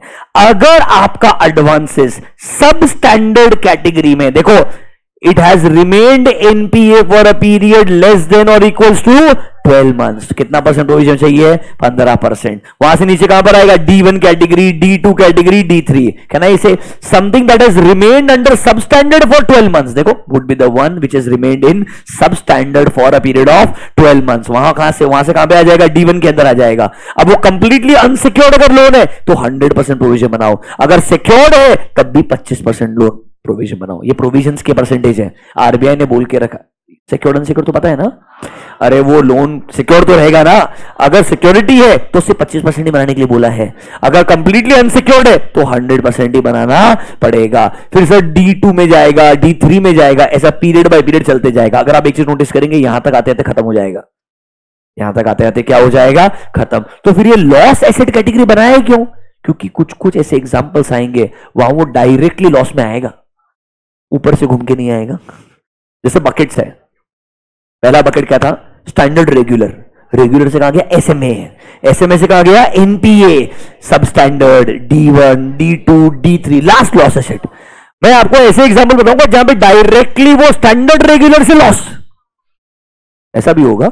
हाँ, अभी आगे पता चलेगा आपको. When there is a almost complete erosion in the value of security. Businesses पैसा बोरो करते हैं. Let's say a business who had invested 100 crore rupees in Yes Bank when Yes Bank share was trading at 400 rupees. I have 100 crore rupees invested in Yes Bank and Yes Bank stock is trading at 400 rupees. From there it came to 4 rupees. My 100 crore. Now I who has 100 crore, disclaimer, in Yes Bank, ऐसा कुछ है नहीं. I borrow from a bank and I give my Yes Bank as a security. तो मेरी नहीं bank की लग गई. बात समझ में आया क्या? नहीं. मेरा Yes Bank में इन्वेस्टमेंट 100 करोड़ का है. लेट्स से उसका वैल्यू खत्म होकर के 2-4 करोड़ बचा है. Can I say there is almost a significant erosion in the value. मैंने उस सिक्योरिटी को ही, वो मेरे Yes Bank के स्टॉक को ही बोला तेरे पास रख एज अ सिक्योरिटी, इसके बदले मुझे 100 करोड़ का लोन दे दे. देगा ही नहीं. पहले वो 70 करोड़ का लोन देगा. वो सोचेगा कितना ही गिर जाएगा. Yes Bank इंडिया का one of the best private bank है, ऐसे हेडलाइंस थे. तो उसने 70 करोड़ का लोन दिया मेरे को. प्रॉब्लम ये है वो लोन का 1 साल का इंटरेस्ट रिकवर करने का भी हमारा स्टॉक का वैल्यू नहीं है. तो क्या बोलेगा? स्टैंडर्ड से एनपीए सब ना, सीधा लॉस. कुछ नहीं मिलने वाला है इधर. समझ में आया क्या? क्योंकि ना इसके पास कुछ है ना Yes Bank के पास कुछ है. तो डूबा कौन? The bank who had given the loan. I hope you understand this. कोई बात नहीं, समझाना थोड़ा सा. तो सर ऐसे कैटेगरी होते हैं. तुम्हें क्या करने का है? एक याद कर लो, ऊपर वाला 15% आता है सब स्टैंडर्ड पे. 15% याद कर लेने को. और नीचे डाउटफुल में 25, 40, 100 इतना याद कर लेना, काफी है काम. क्या याद कर? और वो अनसिक्योर्ड में तो पूरा 100 ही होता है. उसमें याद क्या करना है? अरे अनसिक्योर्ड में तो पूरा 100 ही होता है.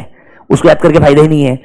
15, 25, 40, 100 इतना याद कर ले. उसके बाद तो कुछ है ही नहीं है. ओके, मेरे हिसाब से बहुत डिस्कशन हो गया. आगे चलते हैं. आगे बढ़े क्या? पक्का? चलिए लेट्स गो नेक्स्ट. नीचे आओ. आगे ना, अब यो एकदम छोटे छोटे बाइट्स है, मतलब स्मॉल स्मॉल इंडिविजुअल कॉन्सेप्ट्स हैं, ये वाला डिस्कस करेंगे पहले। गवर्नमेंट गारंटीड एडवांसेस मस्त है, सुनना। तुमने किसी को लोन दिया, उसने लोन के बदले सिक्योरिटी दिया, क्या दिया है? कोई ना कोई गवर्नमेंट की गारंटी है। किसी गारंटी है? गवर्नमेंट की गारंटी। बैंक बोलता है और आरबीआई बोलता है अगर सेंट्रल गवर्नमेंट की गारंटी है तो एक बार मान लेंगे, स्टेट गवर्नमेंट में कुछ लेना देना नहीं है, चुपचाप उसको एनपीए ट्रीट करने का, दिमाग लगाने का नहीं। वही 90 डेज का क्राइटेरिया, मतलब स्टेट गवर्नमेंट का गारंटी से कुछ बचने वाला नहीं है। सेंट्रल गवर्नमेंट की गारंटी में it's as good as RBI giving a guarantee, and now RBI making a guideline. Oh, I don't know whether you're understanding. These guidelines are given by RBI. Central government का guarantee, that means indirectly guarantee given by. You're understanding? You are thinking about a person. I am talking about government is a machinery. You are thinking Modi ji की guarantee. तुमको समझ नहीं रहा, तुम slow गए हो, पर मैं बोल रहा हूं it is given by government of India, that is backed by RBI. So it's like irony. RBI can not say don't count my guarantee as a guarantee. अरे समझा क्या? तो सेंट्रल गवर्नमेंट का गारंटी एक्सेप्टेबल है, but state government का guarantee वो बोलता है एक्सेप्टेबल नहीं है। देखो, central government guaranteed advances where guarantee is mark the word not invoked. अभी तक गारंटी इन्वोक नहीं हुई है, खत्म नहीं हुई है, तो इन एसेट्स को क्लासिफाई करना as a standard assets, but regarded as NPA only for which purpose mark the word income recognition. मतलब इस पे अक्रूड इनकम चार्ज मत करना। मैंने बैंक के पास गया, पैसा बोरो किया, मेरा सेंट्रल गवर्नमेंट का गारंटी उनको दिया, I would have invested money with the central government, I am giving this as a guarantee. Principal secured है, बैंक को लगता है, बट भाई इंटरेस्ट जो तू अक्रूड काउंटिंग कर रहा है ना, बस वो अक्रूवल का काउंटिंग करना बंद कर दे। प्रिंसिपल सिक्योर्ड है, उसके लिए तुझे एनपीए क्लासिफाई करने का जरूरत नहीं है, क्योंकि उसको क्या ट्रीट करने के लिए बोल रहा है? Standard asset. स्टैंडर्ड बोलने के लिए बोल रहा है मतलब वो पहली कैटेगरी में आ रहा है। याद करो तो वही कैटेगरी थी स्टैंडर्ड एनपीए, और स्टैंडर्ड में ही रख, even if the money is not received after 90 days. क्यों? गारंटी किसकी है? सेंट्रल गवर्नमेंट की है, तो एनपीए मत बना, बट हां 90 डेज के बाद में इनकम रिकग्निशन कैश बेसिस हो जाना चाहिए। इनकम रिकग्निशन शुड बी, मतलब इस पे इंटरेस्ट का अक्रूड इनकम मत लगाते जा फालतू में। Don't let your interest meter continue, interest meter को स्टॉप कर दो। इंटरेस्ट मीटर मतलब इंटरेस्ट कैलकुलेशन, ऐसा इनकम स्टॉप कर दो। सिर्फ ध्यान रखना प्रिंसिपल के लिए कोई डरने का जरूरत नहीं है, बट यही मजा आएगा पॉइंट नंबर बी में। पॉइंट नंबर बी को मार्क करना एमसीक्यू के लिए। ए नहीं पूछेगा, इंटरेस्टिंग नहीं है, बी इंटरेस्टिंग है। Situation would be different if the advance is guaranteed by state government. Advance is to be considered as NPA if it remains overdue for more than 90 days. दोनों provisioning के लिए भी NPA कहलाएगा and income के लिए भी NPA. Can I से इधर सेंट्रल गवर्नमेंट का गारंटी एक्सेप्टेबल है? अरे क्योंकि सेंट्रल गवर्नमेंट खुद आरबीआई है यार, समझा क्या? पक्का। अगला वाला मस्त है, एडवांसेस अंडर कंसोर्टियम। कंसोर्टियम के ब्रैकेट्स में लिखो ग्रुप और कार्टल। कंसोर्टियम के ब्रैकेट्स में लिखो ग्रुप और cartel. Let's say Adani Enterprises goes to SBI Bank and Adani Enterprises says we are looking for expansion, we need some money, let's say we just need 10,000 crore rupees। ऐसा करो तो मांग सकते हैं यार। सर इनकम रिकग्निशन वाला half point नहीं sir. Income recognition का मतलब होता है बेटा इंटरेस्ट को रिकॉग्नाइज करते रहना। वो बोलते हैं सिंपल चीज है, अगर सेंट्रल गवर्नमेंट ने गारंटी दिया है एसेट स्टैंडर्ड ही रहेगा, प्रोविजन मत बनाओ, एनपीए मत क्लासिफाई करो, बट इंटरेस्ट को एज ए इनकम भी रिकॉर्ड मत करो, क्योंकि आपका इनकम रिकग्निशन बदल जाएगा, मतलब कैश बेसिस हो जाएगा।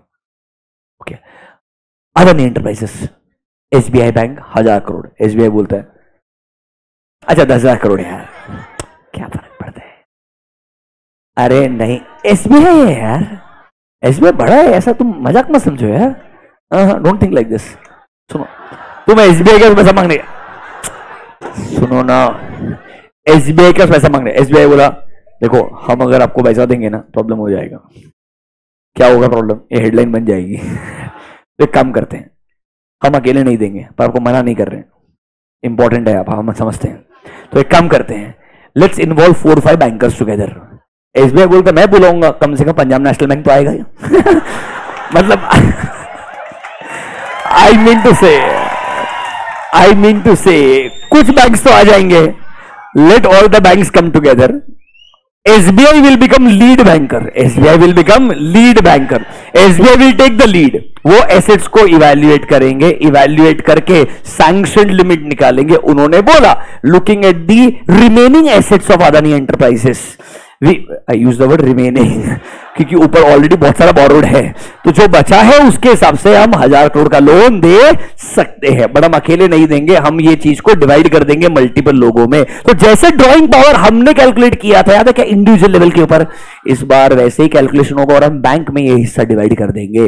जैसे ये लिस्ट ऑफ बैंक, ऑब्वियसली सबसे आगे स्टेट बैंक ऑफ इंडिया होना चाहिए। उसने बोला हम 32% ऑफ द ओवरऑल लोन देने को तैयार हैं। तो ऑब्वियसली इसमें सबसे ज्यादा रिस्पॉन्सिबिलिटी किसकी होगी? लीड बैंकर की होगी। सारा डॉक्यूमेंटेशन कौन मैनेज करेगा? Lead banker. कहना इसे, अगर मैं आईसीआईसीआई बैंक का ऑडिटर हूं तो मुझे क्या देखना है? मेरा शेयर कितना है इस लोन के अंदर? 4.84। तो मेरा रिस्क कंपोनेंट 4.84 ही होना चाहिए।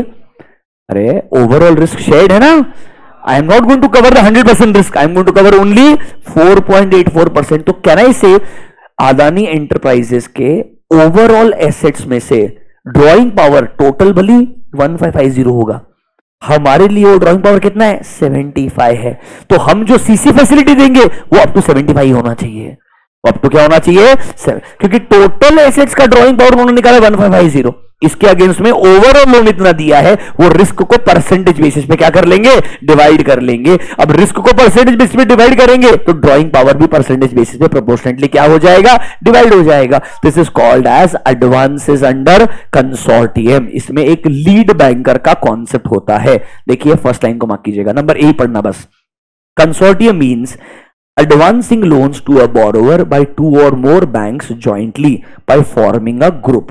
सर इस केस में जॉइंटली अप्रेजल किया जाएगा, जॉइंटली कंट्रोल एंड मॉनिटरिंग किया जाएगा, एंड जनरली एक बैंक जिसका सबसे ज्यादा शेयर होता है will be called as the lead banker, will lead the overall consortium. तो कहना है इसे मेजर रिस्पॉन्सिबिलिटी किसके ऊपर आ जाएगी? लीड बैंकर के ऊपर आ जाएगी। आपको कुछ नहीं करना है, आपको देखना है तुम जिसका ऑडिट कर रहे हो वो लीड बैंकर है कि नॉर्मल बैंकर है। नॉर्मल बैंकर है तो उसका नॉर्मल रिस्क कितना है? लीड बैंकर है तो ऑब्वियसली उसके ऊपर ओवरऑल रिस्क भी ज्यादा होगा, एंड इस केस में रिस्क शेयरिंग भी इन जनरल क्या रहेगा? ज्यादा रहेगा। अकॉर्डिंगली आप ऑडिट कर लेना। नीचे देखो एक नोट लिख के दिया है, can you see word drawing power allocation.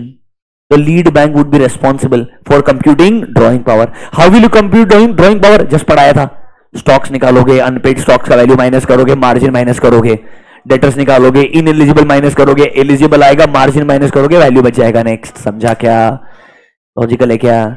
इसमें कुछ नहीं पूछ सकते क्योंकि बेसिक्स का कॉन्सेप्ट है, उन्होंने बस एक्सप्लेन करने के लिए बताया ऐसा डिवीजन नॉर्मली होना चाहिए। This concept is called as advances under consortium. मतलब लोन दिया है but not individually, as a part of a group. The loan is given as a group. Is clear to you?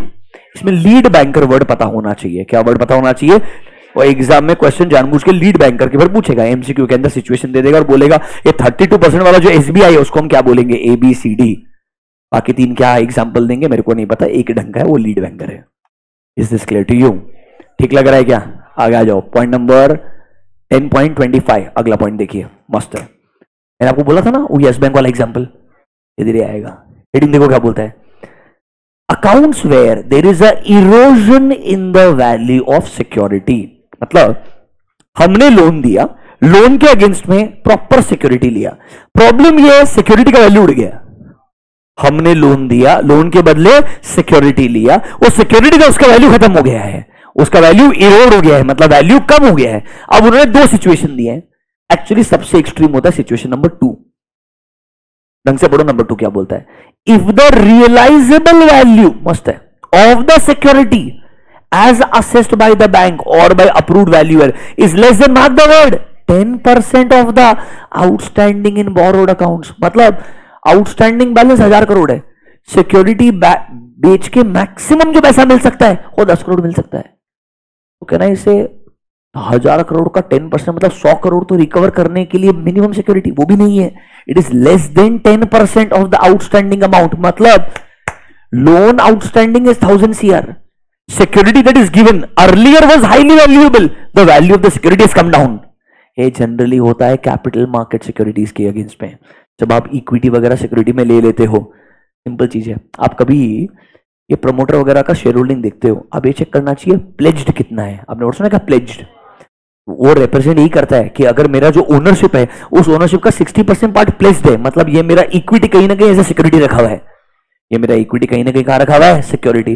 वो business बहुत risky होता है, उसका मतलब है ओनर का खुद का जो कंट्रोल है उसका ऑलमोस्ट 60-70% बैंक के पास कंट्रोल है या किसी थर्ड पार्टी का कंट्रोल है, क्योंकि उसने अपनी सिक्योरिटी को कहां रखा है, एज अ प्लेज रखा है, मतलब उसके बदले उसने और पैसा बोरो किया हुआ है। नहीं सुनो, there is a company XYZ, in this company I have let's say X% share holding. अब मैं बोलता हूं मेरी शेयर होल्डिंग जो है ये मेरे लिए तो एसेट है, मेरी शेयर होल्डिंग मेरे लिए तो क्या है, एसेट है। मैं बोल रहा हूं this is kept as a pledge, kept as a pledge मतलब it is kept as a security. Generally ये कोलेट्रल होती है, क्या होती है, कोलेट्रल। प्राइमरी सिक्योरिटी कोई और रहेगा, but my share holding is kept as a collateral security with the bank. That means कल को कुछ गलत हुआ तो मेरा ये जो कोलेट्रल है ना ये ट्रिगर हो जाएगा, ट्रिगर हो जाएगा मतलब मेरी शेयर होल्डिंग को फोर्स करेगा बेचने के लिए, तो इनडायरेक्टली शेयर होल्डिंग मेरी रहेगी ही नहीं, जितनी प्लेस्ड है वो बैंक की हो जाएगी। इधर नहीं लिखा है, बस तुमको पता होना चाहिए, नॉलेज के लिए बोल रहा हूं। इधर तो बोल रहा है सिंपल सिंपल है भाई, जो सिक्योरिटी है उसका वैल्यू लेस देन 10% है फ्रॉम द आउटस्टैंडिंग बैलेंस, मतलब रिकवर होने को कुछ बचा ही नहीं है। The existence of security, mark the word, should be ignored and the asset should be straight away classified as, mark the word, loss asset. Point number 2 important है, बढ़िया MCQ बना। सच्ची बोलूं क्या, बैंक ऑडिट में ढंग के क्वेश्चन बनाए ना, ऐसे कॉर्नर से निकाल सकते ना, पर ऐसा होता नहीं है। Questions are highly ordinary, both intermediate final दोनों लेवल पे, वेरी वेरी बेसिक क्वेश्चंस। जाने दो, थोड़ा बैंकिंग बिजनेस समझ में आ रहा है ऐसा लग रहा है पक्का। ऊपर पॉइंट नंबर 1 खुद से पढ़ोगे क्या, 50% वाला क्राइटेरिया आसान है, पढ़ो जरा।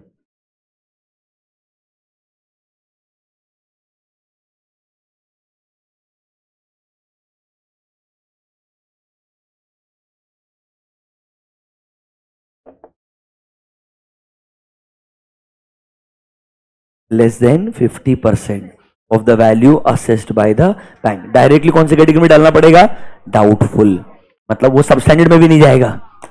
बेसिकली इतना बुरा नहीं हुआ है, 10% के नीचे बहुत ही बुरा माना जाएगा। पर डिफरेंस है, सुनो, 1 के अंदर सिक्योरिटी का ओरिजिनल वैल्यू 100 था, आज हमें वैल्यू कहां लग रहा है, less than 50% of the value assessed bye the bank. Originally security जब ली थी वैल्यू 100 थी, आज उसका वैल्यू 40 है, आज उसका वैल्यू क्या है, 40। ये वो नहीं बोल रहे कितना पैसा आउटस्टैंडिंग है, ये सिर्फ सिक्योरिटी का वैल्यू डिस्कस कर रहा है 1 के अंदर, और 2 में बोल रहे कितना पैसा आउटस्टैंडिंग है, उसका 10% भी रिकवर नहीं होगा बाय सेलिंग द सिक्योरिटी। दोनों अलग अलग है, बेसिक इंटरप्रिटेशन से, समझा ना, पक्का, कंफर्म। नेक्स्ट, खत्म हो गया क्या, इतने कॉन्सेप्ट से ये बैंक को सिखाने चाहिए। बैंक में काम करने वाले लोग, उनके लिए गाइडलाइंस है ये आरबीआई के। अगला वाला, advances against term deposits, have you heard of NSCs, NSE नहीं NSC, national saving certificate.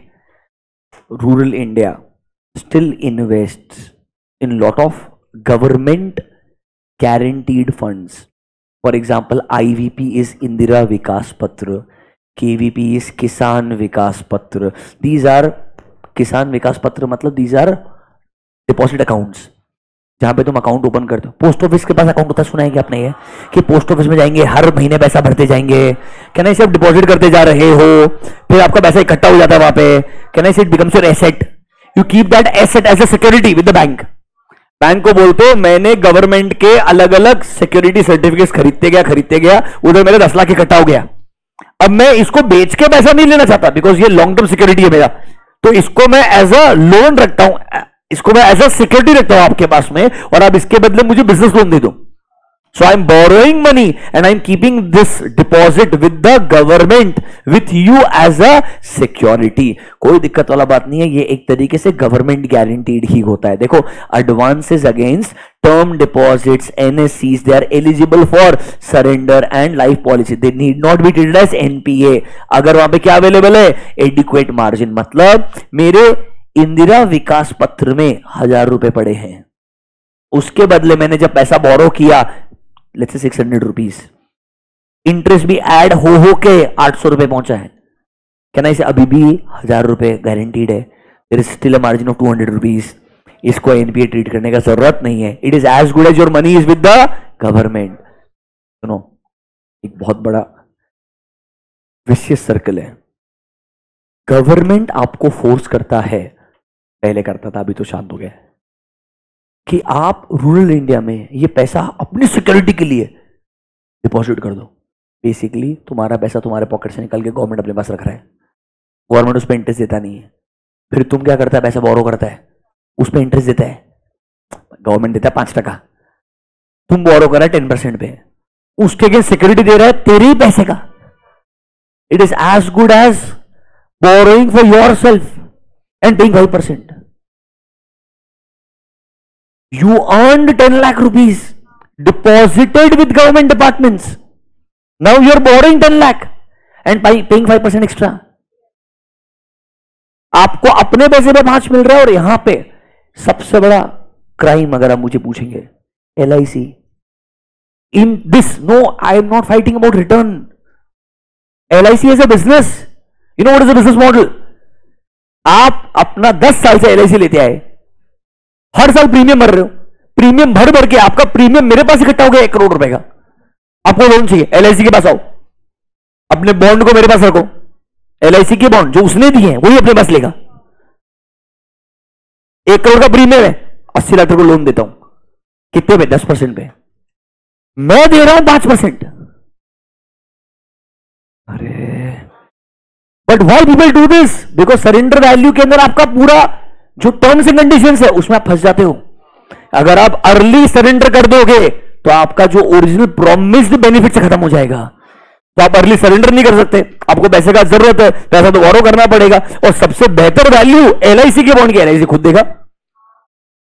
LIC बोलता है लोन लेने के बैंक देने का जरूरत क्या है, मेरे पेपर यहीं से लेके वहां जा रहे हैं ना तू, मैं खुद पैसे देता हूं तेरे को. मैं बैंक कितने दे रहे? 9% में, चल 9 में ले.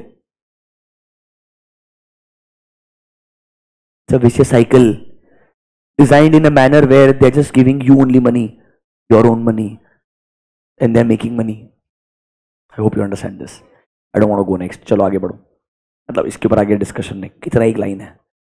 एग्रीकल्चरल अगले 7:30 तक रोज क्लास होगा, पहले बोल रहा हूं, कोई डाउट नहीं चाहिए दिमाग के अंदर. और जब तक बैंक ऑडिट नहीं होगा कोई रिवीजन नहीं होगा, नहीं होगा. 200 सीरीज कराया रिवाइज पूरा, 300 कराया, 315 2 दिन पहले कराया है.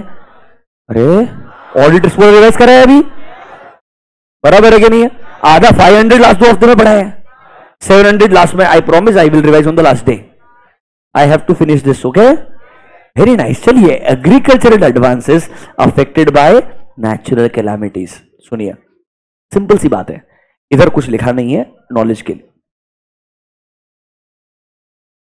RBI time to time, for example, extreme जब सिचुएशन हो जाती है, लेट्स से ड्रॉट हो गया है, या फॉर एग्जांपल एक्सट्रीम फ्लड्स हो जाते हैं किसी एरिया में, वहां पे बहुत सारे लोगों ने जो पैसा बोरो किया होगा, अब जिनकी बिजनेस पर्पसेस के लिए जिसके अगेंस्ट पैसा बोरो किया होगा, वो सबका बहुत नुकसान हो जाता है. तो आरबीआई समय बाय समय इन रिस्पेक्टिव स्टेट्स के रिगार्डिंग नोटिफिकेशन लेके आता है कि भाई इस नेचुरल कैलामिटी के तहत अगर कुछ लोगों को बहुत ज्यादा नुकसान हो गया है तो आरबीआई उन बैंक्स को बोलता है, बिकम लिटिल लीनियंट, इनको एज ए एनपीआई क्लासिफाई मत करो, इनको आप इंटरेस्ट के लिए टॉर्चर मत करो, परेशान मत करो, लेट देम रिकवर. कुछ कुछ लोन को माफी भी करना पड़ता है. ये नोटिफिकेशन समय बाय समय आरबीआई लेके आता है. जैसे कोविड के टाइम पे I told you, they brought a concept of moratorium. Moratorium is a period where they told you don't pay your EMI, still it will not be classified as a NPA. 90 days का calculation शुरू ही नहीं होगा. Are you understanding this? This is how it is designed. आइए, agricultural advances affected by natural calamities. Banks may decide their own relief measures that is वो conversion कर सकते हैं। And RBI अपना एक प्रॉपर गाइडलाइन देगा income recognition, asset classification and provisioning के लिए फॉर सच सिचुएशन। तो जो भी आरबीआई का गाइडलाइन रहेगा वो आपको मानना पड़ेगा। नहीं चाहिए एडवांसेस तो साफी टाइम पास था, कुछ ग्रेट नहीं है। अभी तक अगर आप मुझे पूछेंगे जो हमने डिस्कस किया उसमें आपको हेल्प कर देता हूं कुछ इंपॉर्टेंट मार्क करने के लिए। ये बॉक्स इंपॉर्टेंट था, ये बॉक्स आना चाहिए, एनपीए का डेफिनेशन आना चाहिए एंड आउट ऑफ ऑर्डर भी आना चाहिए। इन तीनों में ऑप्शन नहीं है, box, NPA, out of order आना ही चाहिए। अगले पेज पे ओवरड्यू ठीक है, एग्जांपल ठीक है। ये जो बॉक्स है इसमें आपको 15%, 25, 40 एंड 100 ये परसेंटेज पता होनी चाहिए। इसके आगे सीधा आगे आ जाऊं directly. Erosion in the value of security, ये इंपॉर्टेंट है, ये आपको आना चाहिए। Erosion in the value of security, इसमें भी पॉइंट नंबर 2 ज्यादा इंपॉर्टेंट है, बट ऑब्वियसली दोनों ही पढ़ने चाहिए आपने। पॉइंट नंबर 2, जब लेस देन 10% ही रिकवर होगा out of outstanding balance, directly classify that as a loss asset, ये बहुत इंपॉर्टेंट है। अब सीधा आइए एडवांसेस टू स्टाफ। 2-4 छोटी मोटी चीजें हैं बेसिक अंडरस्टैंडिंग के लिए, कुछ ग्रेट नहीं है, पढ़ के खत्म करते हैं। तो हो सकता है ना, अब बैंक के जो एम्प्लॉइज है वो बैंक से ही लोन लेते होंगे, बैंक के जो एम्प्लॉइज है वो बैंक से ही, उनको ऑब्वियसली रेट ऑफ इंटरेस्ट कम लगता है, तो will they borrow money from bank itself? Yes. Rather originally PSU banks में बहुत इंटरेस्टिंग चीज हुआ करता था। अगर आपके एम्प्लॉइज अगर होम लोन लेते थे तो you know the concept that initial phases में जब आप ईएमआई देते हैं आपका प्रिंसिपल रिपेमेंट कम होता है, इंटरेस्ट ज्यादा जाता है। होम लोन आपको मालूम है ना, इनिशियल फेजेस में, you know that right. Home loan का रीपेमेंट जब आप करते हैं 10 साल का पीरियड है तो पहले 1-2 साल में तो मेजर आपका इंटरेस्ट ही जाता है, प्रिंसिपल अमाउंट कम रहता है क्योंकि the outstanding amount is big, so the interest amount is big. But bank क्या करता है अपने एम्प्लॉइज को बढ़िया ऑप्शन देने के लिए, वो बोलता है आपका 10 साल का लोन है, पहले 5 साल के लिए जितना भी ईएमआई भरेंगे वो सारा EMI will be counted as a principal repayment, will be counted as a principal repayment. तो उन पे इंटरेस्ट का बर्डन कम आता है, इंटरेस्ट का बर्डन क्या आता है? कम। पर फिर भी उधर रिस्क है ना कि एम्प्लॉय ने भी पैसा बोरो किया होगा और एम्प्लॉय भी डिफॉल्ट कर दे, तो क्या ना इसे प्रिंसिपल जो उसने प्रॉमिस किया था वो मंथ ऑन मंथ पे करते रहेगा, लेट्स से वो प्रिंसिपल रीपेमेंट नहीं कर रहा है, एंड वही सेम कहानी है, ड्यू डेट के बाद में 90 डेज से ज्यादा हो चुका है तो ये क्या बन जाएगा? एनपीए बन जाएगा। सिमिलरली प्रिंसिपल नहीं, इंटरेस्ट देने की बारी आई है, तो जब इंटरेस्ट देने की बारी आई, ड्यू डेट के बाद में 90 डेज हो गया है, फिर से इंटरेस्ट नहीं आया, तो ये क्या बन जाएगा? ओवर ड्यू के बाद after 90 days will it be classified as NPA? Yes. Same कहानी, कुछ नया नहीं है, इतना पता होना चाहिए। स्टाफ के लिए बैंक कुछ अलग टर्म्स रख सकता है, जैसे कि फर्स्ट डे से ही प्रिंसिपल रीपेमेंट ज्यादा होगा, इंटरेस्ट हम आपसे प्रिंसिपल रिकवर करने के बाद में चार्ज करेंगे। इससे बहुत फायदा मिलता है क्योंकि आपका इंटरेस्ट अमाउंट बहुत बड़ा होता है।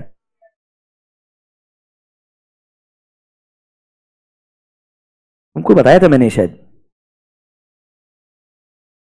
सेकंड एग्जांपल, 1 CR का लोन है आपका, 15 years, 8.75। Look at the principal amount 1 crore rupees. अरे भाई नहीं चाहिए। Can you see interest amount 81 lakh rupees, मतलब almost 80% of your principal is going as a interest. And see carefully 15 साल, इसका भी डिटेल मिलता है यहां पे। अगर आप आएंगे देखिए, first year opening balance 1 crore, EMI you are paying 12 lakh, annual EMI है आपका, उसमें से interest paid is 876, principal is hardly 3 lakh. अगर मैं बोलूं एम्प्लॉय के लिए उल्टा हो जाए तो आपका इंटरेस्ट ओवरऑल कम हो जाएगा। प्रिंसिपल अगर अर्ली रीपेमेंट होना शुरू हो जाएगा तो interest counting will be lesser, तो इंटरेस्ट बर्डन ओवरऑल कम आ जाएगा। सिर्फ इतना ही चेंज करना है कि भाई प्रिंसिपल रीपेमेंट बढ़ा दो और इंटरेस्ट कम कर दो, मतलब इंटरेस्ट कब से चार्ज करूंगा, अगर वो डेट चेंज हो जाए तो पूरा कैलकुलेशन चेंज हो जाएगा। समझा क्या आपको मेरा बात? I hope you understand. ये पीछे जो भी है ना भाई, बैठना अभी जो भी है, अगली बार बोलूंगा नहीं। इन सिंपल टर्म्स आपको एम्प्लॉय के केस में देखना पड़ेगा, these terms can obviously change and they can be beneficial. तो आपको पहले देखना पड़ेगा ये टर्म्स बैंक ने बनाए क्यों, ये इंटरनल हो सकते हैं, एंड उनका अकाउंटिंग, इस केस में ईआरपी बदलना पड़ेगा। ईआरपी में एक आपको कैटेगरी डालनी पड़ेगी कि ये जो लोन जिसको दिया है ना वो एक्चुअली एक्सेप्शनल कैटेगरी है, मतलब आपका एम्प्लॉय कैटेगरी है, उस एम्प्लॉय कैटेगरी का सैंक्शनिंग अलग होगा एंड उसके लिए पूरा इंटरेस्ट कैलकुलेशन भी अलग होगा, बट एनपीए सेम रहेगा, मतलब ड्यू डेट के बाद 90 डेज तक चाहे प्रिंसिपल हो या इंटरेस्ट हो, इसके बियॉन्ड अगर आउटस्टैंडिंग पड़ा है तो वो क्या बन जाएगा मेरे लिए? NPA.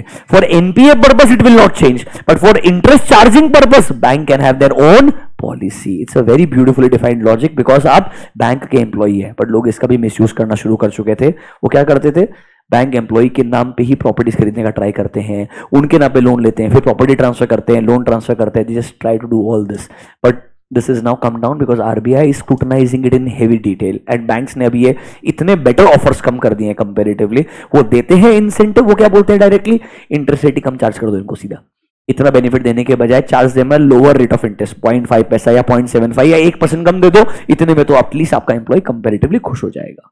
Is this clear to you? इसमें डेंजरस चीज एक ही है बेटा, जब अपन लोन लेते हैं, जैसे कि फॉर एग्जांपल सिंपल चीज, वैसे मैंने बताया आपको, लोगों ने जब कोविड के पीक में घर परचेस करने शुरू किए, रेट ऑफ इंटरेस्ट था 6.75, तो आपका इंटरेस्ट अमाउंट देखो कितना था, 25 लाख या लेट्स से 1 CR के ऊपर,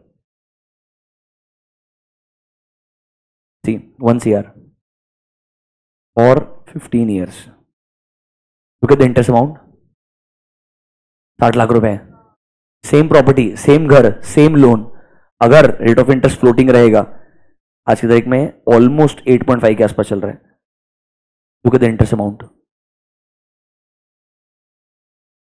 समझा क्या? मंथली ईएमआई आपका घर बढ़ जाएगा और साथ साथ में इंटरेस्ट। अब प्रॉब्लम क्या होगा, सुनो, जब तूने लोन लिया था तो तुमने सोचा था कि मैं ईएमआई ऑफ 90,000 पे कर पाऊंगा सैलरी में से, 10,000 रुपए का एडिशनल ईएमआई मान लो पे करना हर किसी के लिए पॉसिबल नहीं होता है, वो बोलेगा मेरे को ईएमआई 90,000 ही चाहिए, पर रेट ऑफ इंटरेस्ट गवर्नमेंट ने कितना, बैंक ने कितना कर दिया, लेट्स 8.5 कर दिया, ईएमआई बढ़ गया। अब ईएमआई कम करने के लिए क्या करना पड़ेगा, सुनना ढंग से, आपको ईयर्स बढ़ाने पड़ेंगे, 19 years. Now look at the interest amount, double हो गया, 60 से 1.10 के आसपास चले जाएगा। This is the biggest challenge. इसीलिए when they say you borrow from a bank when the rate of interest is low, it's a dangerous situation because you are thinking about current EMI, not thinking about how things will change after few months और may be 12 months और 18 months जब interest rate बढ़ना शुरू होंगे। समझा क्या? Calculation बहुत खराब होता है and lot of people get stuck in this is called as debt trap. Obviously bank को कोई फायदा नहीं, बैंक को अच्छा है सब।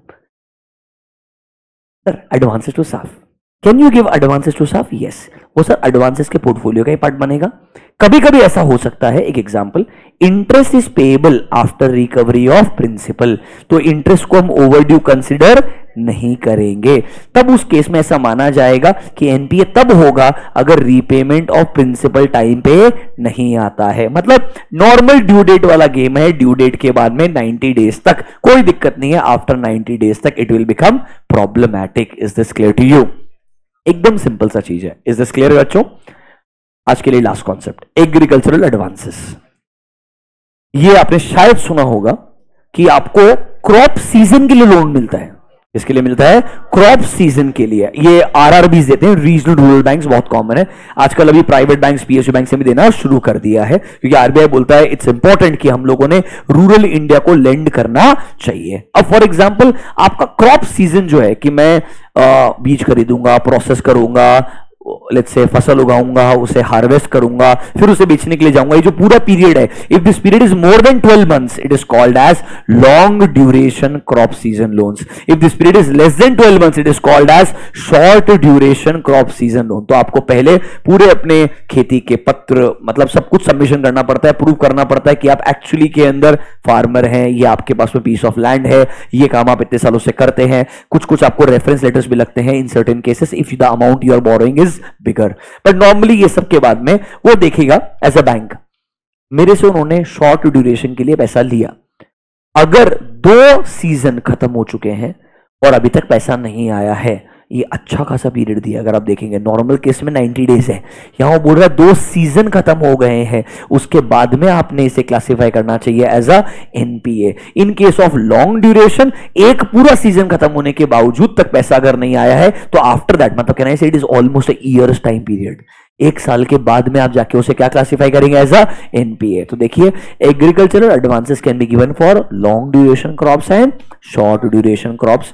Long duration will be more than 1 year, short duration will be less than 1 year. देखो the following NPA norms are applied in agricultural advances.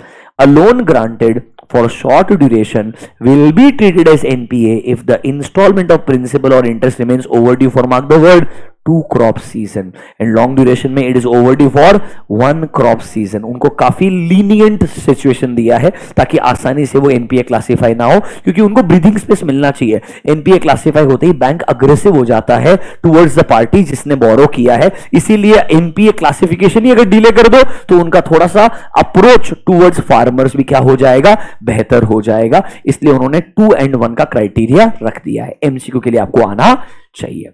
अब देखो अगला कॉन्सेप्ट जो है मैं पढ़ाना नहीं चाहता हूं। If you look at the heading it is called as computation of drawing power. यही मैंने आपको एग्जांपल पढ़ाया था इफ यू आस्क मी। तो ये जो इसका प्रोसेस है ये मेरे हिसाब से अच्छा 4 मार्क का क्वेश्चन बनना चाहिए। आईसीआई ने एक क्वेश्चन इंटरमीडिएट में 2 बार अभी तक ऑलरेडी पूछा हुआ है। एक बार उन्होंने थियोरिटिकल आंसर लिखने के बजाय ड्राइंग पावर कैलकुलेट करने के लिए बोल दिया था। कैलकुलेशन के लिए बॉक्स काम में आता है, थियोरिटिकल आंसर लिखने के लिए कल मैं आपको हेल्प करेंगे, कोई बात नहीं है, आराम से। I will help you with this, I will help you identify 5-7 logical points. It will be very straightforward. अगर अब आप शांति से सोचेंगे, once this is done we will actually start with the audit. मतलब यहां तक एक्चुअली में क्या था, एडवांसेस वाला पार्ट था। आज वाला पार्ट मेरे हिसाब से कोर था। एक रिक्वेस्ट है, घर जाकर थोड़ा रिवाइज करना। कल हम ड्राइंग पावर वाला पार्ट पढ़ के ऑडिट ऑफ एडवांसेस शुरू करेंगे। गाइस चलिए, I will see you tomorrow. Enjoy, have a good day.